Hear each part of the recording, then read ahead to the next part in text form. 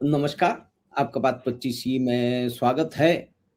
तो दिल्ली में कुछ उथल-पुथल सी चल रही है, कुछ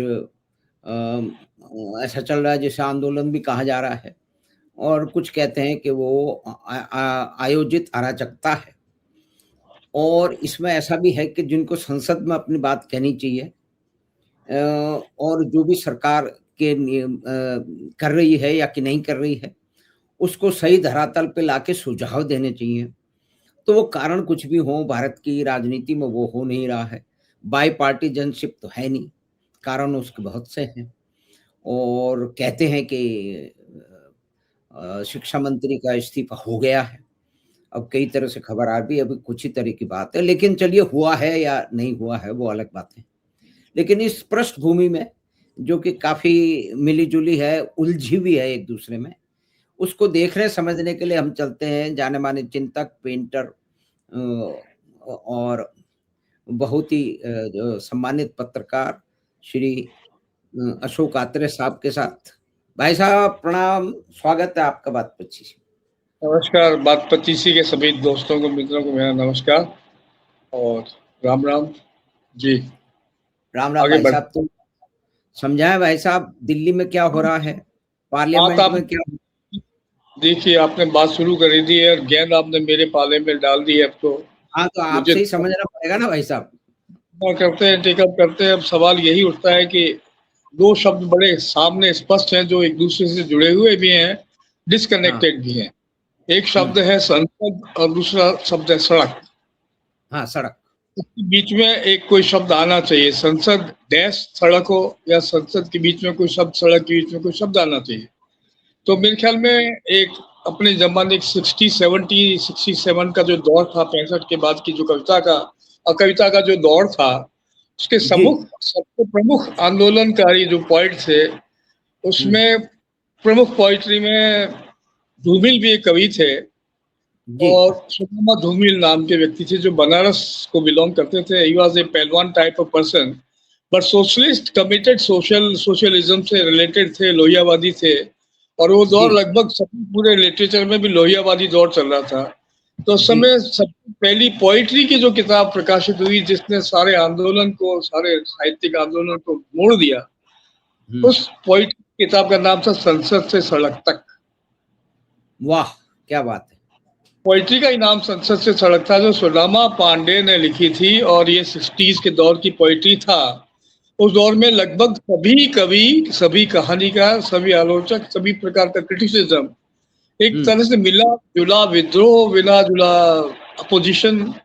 इंदिरा गांधी की गवर्नमेंट थी, इंदिरा गांधी के पहले की कुछ असर थे और उसके बाद मिसेस गांधी की इमरजेंसी तक की जो यात्रा थी, उसमें कई प्रकार की पोइट्री, कई प्रकार के आंदोलन, कई प्रकार की पॉलिटिकल मैन्योरिंग हुई और जी, अल्टीमेटली जेपी आंदोलन तक भी गए, जिसमें विभिन्न प्रकार के, चाहे नागार्जुन हो, चाहे धूमिल हो, चाहे और कोई बड़े पॉइंट्स हो, छोटे बड़े हो, रघुवीर साय हो, तो इन सारे पॉइंट्स ने इस काम को आगे बढ़ाया। उसी का रिफ्लेक्शन किसी न किसी रूप में पॉलिटिक्स में आया और वो आइडियोलॉजी, जो पैरेलल आइडियोलॉजी राजनीति में चल रही थी, उसका प्रभाव वर्तमान में जो पेपर लीक का जो आंदोलन, उससे भी जुड़ गया और ये संसद से सड़क की बजाय संसद से स्थायी रूप से सड़क का आंदोलन हो गया। बल्कि ये तय कहना चाहिए कि जो इंडी सरकार है, जो मिली जुली इंडी सरकार है, जिसमें सपा के लोग हैं, दूसरे लोग भी हैं, वो शायद सड़क को ही अब अपने पॉलिटिकल आगे भविष्य का, फ्यूचर का अंग मान रहे हैं। और अभी जो वर्तमान कॉकरोच आंदोलन है, उसकी सफलता या असफलता भी सड़क पर ही टिकी हुई है। संसद को लगभग इसमें इग्नोर किया गया है और पिछले 20 वर्षों से लगातार इंडी सरकार का यह प्रयत्न है कि संसद की को अवमान करते हुए पार्टी विरोधी सत्तारूढ़ पार्टी के खिलाफ काम किया जाए। इसका लेटेस्ट जो प्रमाण है वो ये आंदोलन है और जिसका परिणाम किसी न किसी रूप से प्रधान का, जो शिक्षा मंत्री है धर्मेंद्र प्रधान, उसका इस्तीफा हमारे सामने आ गया है। वो दबाव की वजह से आया है, सजेशन की वजह से आया, विकल्प के रूप में आया या एक नई स्ट्रेटेजी के रूप में जाया, ये जनता तय करेगी। This is all about the तो लेटेस्ट भाई साहब ये पोजीशन। तो मुझे समझ में आ रहा मोटा-मोटी अभी 1-2 दिन में परिस्थितियाँ रात तक शायद क्लियर होंगी। तो ये तो साम, दाम, दंड भेद है कि ये भी जो भी कुछ उत्पात चल रहा है, कई कारणों से फैल गया। अब वो उसमें कारण कहते हैं कि बाहर के भी हैं और हमारे देश के तो हैं ही। जी। तो यहाँ तो ये बात है कि जिन लोगों को संसद में देखिए संविधान की बातें हो रही हैं, तो संविधान की बातें करने वालों को तो संसद में संविधान के हिसाब से काम करना चाहिए। लेकिन इसमें हाँ। बहुत सारे नेता हैं जिनको रहे हैं, मंत्री के पद पे रहे हैं, बड़े-बड़े कई सरकार में ऑफिसर और ज़िम्मेदार पदों पे रहे हैं। वो जी। कई सालों से अभी से नहीं है भाई साहब, ये तो मतलब शाहीन बाग के समय से कह रहे हैं, अब संसद में कुछ नहीं होगा, सब कुछ होगा वो सड़क पे होगा। तो भई एक तरफ तो आप संविधान की बात कर लो, तो मतलब उसी का एक रिपिटिशन और रिपिटिशन है। अगर हम पीछे जाएँ और झंझावातों की हम बात करें कि भई यहाँ तो ये तो हो गया था कि भई मोदी जी भी इस्तीफ़ा दें, अमित शाह भी इस्तीफ़ा दें और धर्मेंद्र प्रधान तो दें ही। तो चलिए उसको एक प्रेशर को रिलीज़ करने के लिए प्रजातांत्रिक है मामला कि आप जिद बहस में तो लेकिन फिर भी अभी भी मोदी को तो हिटलर ही कहा जाएगा। हाँ, बिल्कुल। जिन लोगों ने साधुओं पे गोलियाँ चला दी, जिन लोगों ने अपनी सत्ता का स्थायी रूप देने के लिए, निरंतरता देने के लिए जो है वो आतंकवाद लगा दिया। तो अभी भाई साहब ये हमें कहीं-कहीं विद्वान लोगों से पता लगता है कि अघोषित आपातकाल चल रहा है। मतलब जी। लम्फाजी की कोई सीमा हो, मैं कहता हूँ वो धूमिल साहब की कविता का एक दौर अलग था, उस समय की गति और दिशाएँ अलग थीं। लेकिन भई प्रेशर रिलीज़ करने में भी किसानों के जो रिफ़ॉर्म बिल थे उसमें कोई गलती नहीं थी। जी। मतलब कोई रैशनल गलती कोई नेता बता के बैठ के समझा नहीं सकता। लेकिन भीड़ तंत्र में अब प्रजातंत्र में भीड़ तंत्र का भी पहले भी रोल था कि वो ले लिए गए वापस, प्रेशर रिलीज़ हो गया। और ख़ैर ये अब नहीं है। ये फिर दोबारा होने की कोशिश होगी, हो सकता है उसमें सरकार तैयार हो या इस बार भी कह रहे हैं कि भई इन्होंने तो परमिशन माँगी नहीं थी।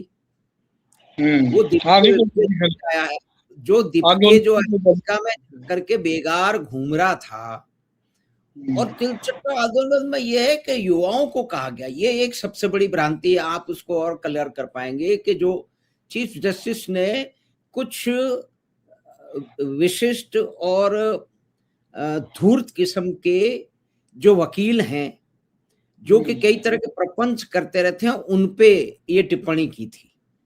नौजवानों पे नहीं की थी।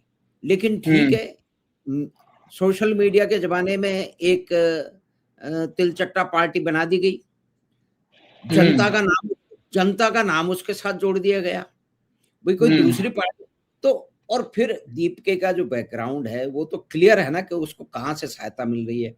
और फिर ये लोग कह रहे हैं कि हम भारत जो है वो भारत के वो कहाँ चले गए हैं, हमको नेपाल बनाना है, हमको ढाका बनाना है। तो ये तो एक मैं ये समझ रहा हूँ, आप उसको और अधिक समझा पाएँगे कि ये तो साम-दाम भेद में जो कि है और फिर प्रजातंत्र है, कोई राजा का तंत्र तो है नहीं। तो इसके अंदर एक जिसको कहते हैं एक कदम पीछे हट करके ये जो उत्पात चल रहा है इसको रिलीज़ करने का प्रयास किया गया है। तो इसके किस तरह के आने वाले और फिर जो सबसे मुख्य बात है कि 3-4 जो कानून प्रेस में आने वाले हैं कि भई ये सबसे कड़ा कानून प्रेस मतलब ये पेपर लीक पे अभी बना है, मान लिया पार्लियामेंट में हो गया या हो जाएगा, 10 साल की सज़ा है, 3 महीने में कैसे क्या होना चाहिए उसका सिस्टम बनेगा। तो इसको आगे समझाएँ भाई साहब, ये किधर जाएगा, इसकी दशा और दिशा कैसी रहेगी? देखिए, एक तो सीधी बात तो दुर्भाग्यपूर्ण तो बात ये है कि जो गलतियाँ विशेष व्यक्ति और विशेष पार्टी करती है और लगातार जिन गलतियों को ये पार्टियाँ दोहरा रही हैं, उन्हीं गलतियों को, उन जी। गलतियों का सारा उन गलतियों को थोप दिया सरकार पर, सरकार के ऊपर जिसने कोई गलती नहीं की थी या छोटी-मोटी गलती की या जिससे कोई गलती हो गई। कुल मिलाकर के ऐसा एनालिसिस से और सर्वे से या रिपोर्ट से मालूम पड़ता है कि पेपर लीक के जो मामले, अधिकांश मामले हैं, ये कांग्रेस काल में ही उठे हैं, या कांग्रेस जब शासन में थी उस समय पेपर लीक के राइट फ्रॉम द बिगिनिंग, जब से चाहे राजस्थान हो, चाहे बिहार हो, चाहे दिल्ली हो, चाहे यूपी हो, चाहे कहीं भी हो, साउथ की बातें हो, लगातार ए टू जेड पेपर लीक का जो लगातार प्रकरण सामने आए हैं, जिनको लेकर के संतोष जाहिर होता रहा और जिन पर कोई विशेष कार्रवाई नहीं हुई। खूब सारे पेपर लीक के मामले, अधिकांश मामले सपा सरकार के समय के थे या कांग्रेस के समय के मामले थे, और उनको डिले करते गए, उनको टालते गए, उन पर कोई कार्रवाई हुई।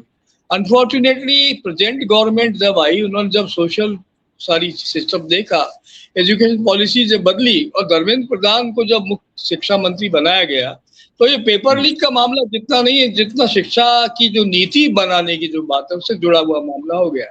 कुल मिलाकर के ये जो सारे प्रोग्राम है, ये पेपर लीक विरोधी नहीं है। पेपर लीक तो एक बहाना था, क्योंकि पेपर लीक में तो एक फंसे हुए थे, इनके खिलाफ कार्रवाइयां हो रही हैं। ये तो गनीमत है कि प्रेजेंट गवर्नमेंट ने पेपर लीक को लेके बहुत बड़े मेजर्स लिए, सारी पॉलिसी डिसीजन कर लिए, और उन लोगों को पनिशमेंट देने की बड़े बड़े उसमें वो उन्होंने कहना चाहिए प्रतिमान कायम कर दिए और रूल्स रेगुलेशंस बदल दिए। किंतु ये जो सारा थोप दिया ऊपर, जो आरोपण कर दिया, वो प्रेजेंट गवर्नमेंट प्रधान के ऊपर डाल दिया, जिसने शिक्षा नीति के लिए जो किताब प्रकाशित की, जो नई किताब आई, उसका अल्टीमेटली विरोध है, जिसमें कांग्रेस की कल्चर के समय इमरजेंसी का चैप्टर ऐड किया गया। मुस्लिम्स का जो 6 पेज का 5 पेज का पेपर जो किताबें छपती थी, वो 80 पेज से हटा के 6 पेज में 4 पेज में कर दी गई। तो हिस्ट्री को जो टोटल जो चेंज कर दिया गया, बदल दिया गया, उसको चेंज करने की वजह से ये सारा मामला शिक्षा नीति के खिलाफ है, न कि पेपर लीक के खिलाफ। ये कुल मिलाकर के मामला समझ में आता है, और अल्टीमेटली सत्ता परिवर्तन को लेकर के इन्होंने आंदोलन खड़ा कर दिया, जिसका पेपर लीक से कोई संबंध नहीं। और बाकी जो पहला फरने लिए आप देख रहे हैं, वो सब चीजें सामने आपके सामने स्पष्ट है। जी भाई साहब, तो एक तो मैं आपसे निवेदन कर रहा था कि चेंज नहीं है, इसको सही कर दिया गया है। मतलब पहले तो ये था ना, मतलब मोटा मोटा अगर उसको समझा जाए, बहुत ही संक्षिप्त उसमें उसके उदाहरण के हिसाब से, तो अकबर तो महान थे, औरंगजेब महान थे, है ना जी। और महाराणा प्रताप अपना राज्य बचाने के लिए लड़ रहे थे, उनको इतना सीमित कर दिया गया। बिल्कुल सही कह रहे हो। बाकी जितने भी जो है मतलब पुराने वंश थे, गुप्ता वंश था, अहोम वंश था, चालुक्य वंश था, और उनका तो कोई नाम और निशान नहीं है। भाई ये देश तो पिछले मतलब ये तो मतलब गुलामी के चिन्हों को सर पे उठा के चलना ही हमारी नियति बना दी गई थी। ये जोड़ दिया ना इससे। पेपर लीक किसमें कहा उसमें? पेपर लीक तो जबरदस्त। पेपर लीक तो बहाना है। असली समस्या है 2-3 है कि एक तो एफसीआरए का जो कानून बदल रहा है, 100 करोड़ रुपए लेके आ रहे हो, उसमें ये लोग 50-60 करोड़ रुपए एडमिनिस्ट्रेटिव एक्सपेंसेस दिखा देते थे। जी, किसको खर्च किए गए, किस मद में खर्च किए गए, ये हिसाब ही नहीं होता था। और ऐसे लाखों एनजीओ क्रिएट कर दिए गए थे जिनका उद्देश्य धर्मांतरण था, सीधी सी बात है। बिल्कुल सही है। और भी उससे